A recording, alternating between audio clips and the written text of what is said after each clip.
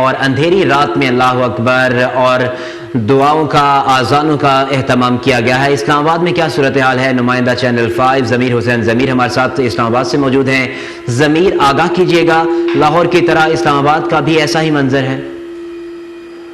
کہ دوسرے شہروں کی طرح وفاقی دارالحکومت میں بھی لاک ڈاؤن کا سلسلہ جاری ہے۔ اسلام آباد کے شہری احتیاطی تدابیر اختیار کیے ہوئے ہیں اور اپنے اپنے گھروں میں موجود ہے، جبکہ عبادتوں کا سلسلہ جو ہے وفاقی دارالحکومت میں بھی جاری ہے۔ لوگ اپنے گھروں میں جو ہے وہ 5 وقت کی نماز ادا کر رہے ہیں باقاعدہ طور پر، اور بڑے بڑے جو گھر ہیں یہاں پہ اذانیں بھی دی جاتی ہیں اور اس کے بعد نمازیں بھی 5 وقت کی ادا کی جا رہی ہیں، با جماعت ادا کی جا رہی ہیں، اذانیں بھی دی جاتی ہیں، اور اس کے علاوہ جو ہے کرونا وائرس سے جو ہے چھٹکارے کے لیے جو ہے 5 وقت جو ہے یہاں پہ دعائیں کی جا رہی ہیں، اور اللہ سے اور اللہ کے محبوب سے جو ہے وہ دعائیں کی جاتی ہیں۔ اللہ سے دعا کی جاتی ہے کہ اللہ پاک جو ہے اس وبا سے جو ہے پاکستان کو اور پاکستانی قوم کو جو ہے وہ مکمل طور پر اس سے نجات دلائے۔ تو یہاں پہ جو ہے اسلام آباد کے شہری احتیاطی تدابیر بھی اختیار کیے ہوئے ہیں، اور یہاں ایک ایک کر کے شہری باہر جاتے ہیں اور سامان خریدتے ہیں، پھر اس کے بعد واپس آ جاتے ہیں، جبکہ لوگ اپنے گھروں میں موجود ہیں۔ حکومت نے جو جو احکامات جاری کیے ہیں، اسلام آباد کے شہری اس پر مکمل طور پر عمل درآمد کر رہے ہیں اور احکامات کو مانتے ہوئے جو ہے وہ اپنے اپنے گھروں میں موجود ہیں، اپنے بچوں کے ساتھ، اپنی فیملیز کے ساتھ۔ عبادتوں کا سلسلہ جو ہے وہ وفاقی دارالحکومت میں بھی جاری ہے۔